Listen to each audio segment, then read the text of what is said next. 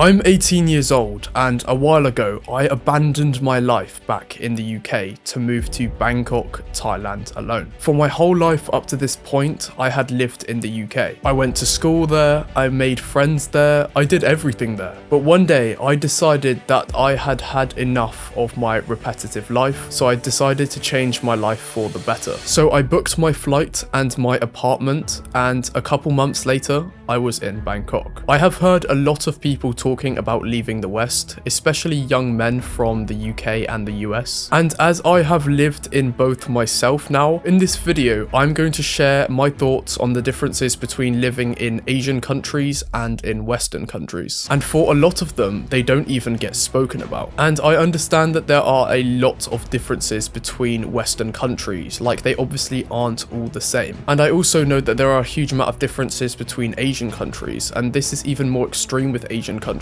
because there are major differences between Japan and the Philippines. These are completely different cultures and completely different places. But in this video, I will try to talk about the differences that are present in most Asian countries, and then the differences that are present in most Western countries, as well as the specific differences in Thailand or in China or Philippines, because as I said, they're not all the same. There are many benefits to living in Asia, and these benefits are attracting people from all over the world to come and live in countries like Japan, Thailand and the Philippines. And one of the main benefits that I have noticed since I moved to Asia is that Asian people care a lot more about their own country, and they also seem a lot more proud of them. I do really notice this when I speak to Asian people, especially Thai and Japanese people. They seem to value and respect their own countries a lot more than people in Western countries like the UK and the US. And this applies less to the US because there are a lot of patriots in the US as well. But in the UK, this is a real issue. Most of the people I've spoken to in the UK don't really have much respect for our country anymore. And it's not that they hate it or anything, it's more like they just don't think we are a great country anymore. And I think this is partially due to the fact that the UK had such a great past with the British Empire. And now it seems like we rely on other countries just to keep our head above water. And even though London is still a great city, it just doesn't feel like one of the richest cities in the world anymore, especially compared to other major cities like New York or Tokyo. And most cities outside of London are just simply deprived of what they need to grow, and this makes a lot of people in the UK upset. Whereas in Asia, because these countries are improving and developing at such a fast rate, the people don't feel like they have fallen from greatness like a lot of British people have. They feel proud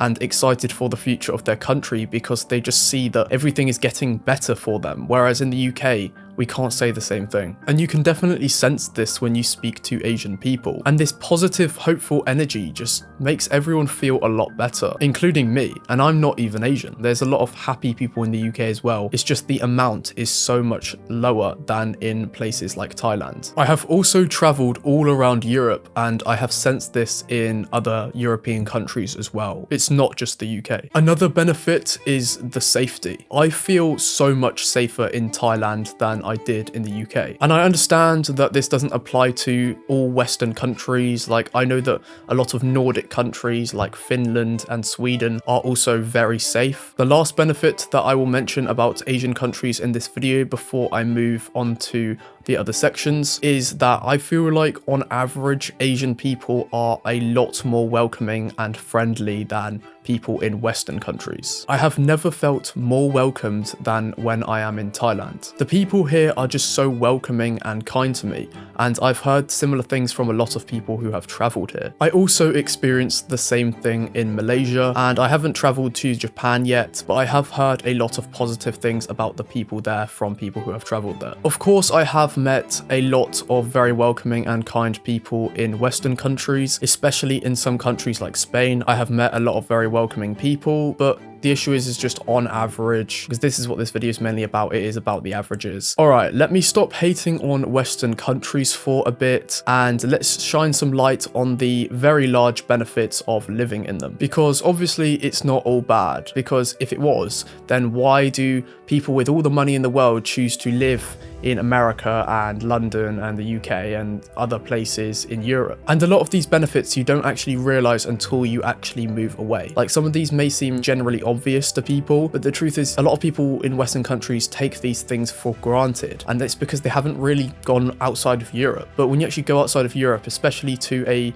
much poorer country like some countries in Southeast Asia, you can really appreciate what you have, because yeah, you really realize what you had back in the UK, and a lot of people in these countries don't have these benefits. One of the main benefits I realized when I left the UK and moved to Thailand is how much easier it is to make good money in Western countries. I know that this doesn't really apply to countries like Japan, Korea or Singapore as much, but especially when it comes to places in Southeast Asia and also South Asia and even Central Asia, pretty much everywhere but East Asia, it's crazy how much harder it is to make good money while working for companies in these countries. And even though parts of these countries look just as rich as a lot of Western places, for example in Bangkok or certain parts of Manila and Ho Chi Minh, these cities look pretty much just as developed as a lot of Western cities, and this can sometimes make you think that the locals are getting paid just as much, but this is just not the case at all. The minimum daily wage in Thailand, I'm pretty sure, is $10 or $11 a day, which is significantly less than in any Western country, especially in the US, where in some states I'm pretty sure it's like $16 an hour is the minimum wage in some states and in some places, and I know in the UK it's about 10 to 11 pounds an hour. A few locals have even told me that they don't even bother getting part-time jobs as undergraduates because of how little they get paid per hour as an undergraduate. You really do need a degree to make any decent money in Thailand, to be honest. So the city will be developing around the locals. They'll see their city turn into pretty much a first world place, but they'll still get paid third world wages sometimes, unfortunately. And if you are a Westerner thinking of moving over there, and if you think that these companies, these local companies, will pay you any more than they pay a local, then think again, because they just won't. So one of the things that we take for granted that we shouldn't is how much we get paid in the West. And sometimes it can take going halfway across the world to realize this. Another benefit of Western countries is that you tend to get a lot more support from the government and from employers. The welfare system in the UK is very, very good. And even though it isn't always the most effective, the free healthcare system in the UK is also a big benefit. And even though there isn't a free healthcare system in the US, American people get offered a lot more support compared to the support which is offered in a lot of Asian countries. If something needs to be fixed in the UK or the US, it tends to get fixed pretty fast and pretty well. For example, problems with roads or any sort of, like, I don't know, a lamppost falling down or potholes and stuff like this, like stuff that just needs to be maintained and fixed in a place. And even like societal issues, for example, being in a recession or any sort of like financial problems that people are dealing with. Whereas in a lot of Asian countries, especially in Southeast Asian countries, stuff can take ages to be fixed by the government, and some things just never get fixed. Like, for example, in Bangkok, there are just so many rundown buildings that just haven't been repaired in decades. Whereas if this was in London or in a lot of American cities, this would get fixed a lot faster than it has been fixed in Thailand. Most of this comes down to a lack of money and a lack of good systems in a lot of Asian countries. So I guess this is what happens when you develop so fast that you forget about longevity. Even though I have chosen to live in an Asian country, there are still quite a lot of negatives here that Western countries don't really need to deal with as much. The first one I can think of doesn't really affect me, but it's definitely an issue here in Asia, and that is the work-life balance. The most extreme versions of this are in countries like China, Korea, and Japan, but this is still an issue in pretty much all of Asia. For example, in China, working people have to work 72 hours a week or 12 hours a day for 7 days a week, which is around double what the average person in the UK has to work. Also, the annual leave for people who have worked less than 1 year in China is 0 days. For people who have worked 1 to 10 years, it's 5 days of annual leave per year. For people who have worked 10 to 20 years, it's 10 days of annual leave. And for people who have worked over 20 years, they still only get 15 days of annual leave, which is still only around half the minimum amount of annual leave given to workers in the UK. Japanese workers also don't get much annual leave, with only 10 days per year. And also, I've heard in Japan they don't have any sick pay, meaning that if you are ill for one of those 10 days, that's one of your 10 days gone. Imagine if you had the flu and you were ill for 2 weeks. I don't even know what you would do. But I have just heard this. I'm not 100% sure if this is true. As I said, this isn't as much of an issue in Southeast Asian countries like Thailand, Vietnam, and the Philippines, but it is still definitely an issue. I'm pretty sure that they still work a 6-day work week, and a lot of Thai workers have to work until like 6, 7 p.m, whereas most people in the UK work until 4 or 5. And they start at the same time as people in the UK as well, so they pretty much work 10-hour days. Countries like Japan, China, and South Korea are doing very, very well financially, but clearly this comes at a cost. A lot of people over there don't actually socialize as much as they probably should, and you can really see this when you actually talk to a lot of these people. They seem a lot more tired than a lot of people in European countries, and you can even feel this in Europe. You can just feel the increased energy that they have, and I think this is partially due to the fact that they have so much more time off and so much more time to relax and socialize. Luckily, in countries like the Philippines, they've done a good job of making sure that their culture isn't so like hustly and workaholics, I guess you could say, but at the same time they're not doing as well financially compared to most other Asian countries, and the Asian countries which are doing well financially are ones that are often suffering when it comes to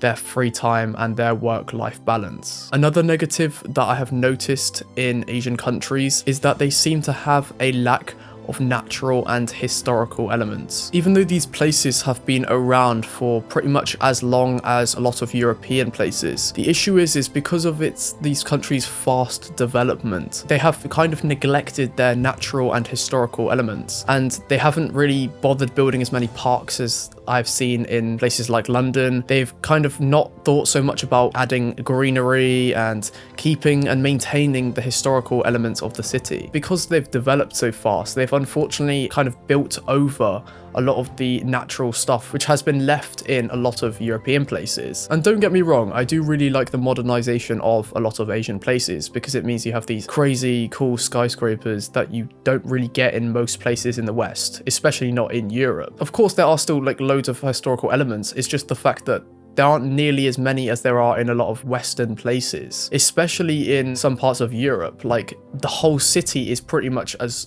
been left.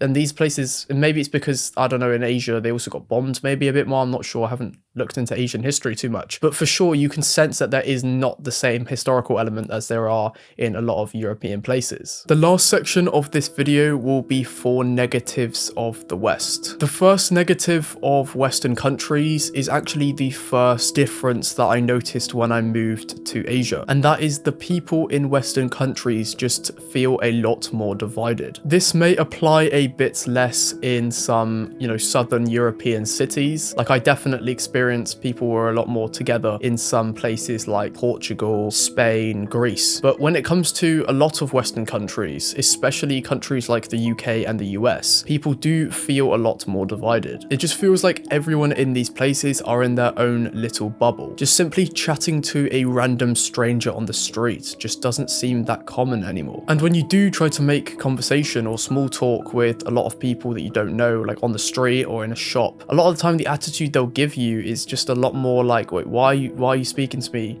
This is not normal. Like, it's almost like they're very surprised, because I just feel like that's not the culture anymore in these Western countries, especially the UK. It's not like people go around being horrible to each other and just like, get away from me and stuff like that. It's not like that. It's more the fact that it's just like everyone's just sitting there in silence, kind of like no one's speaking to each other, even though people are surrounded by people on the train or, you know, on the street. There isn't much conversation going on between people that don't know each other. And I feel like this separation is even more severe between men and women. I very rarely see a man going up and speaking to a woman he doesn't know, or like, you know, two people chatting from the opposite gender. And I just feel like this is partially because a lot of men in the West just feel kind of scared to go up and speak to a woman that they don't know, because they're afraid of being like put under a bad light by doing so, and they feel like people will judge them and have bad like opinions about them doing so. So there definitely is a big element of fear involved. And a lot of people might just think that this is how humans are and, you know, oh, it's just how life is. But not at all. I don't think that's the case at all, because when I'm in Asia, I see people who don't know each other are speaking to each other a lot more. I just feel like people are always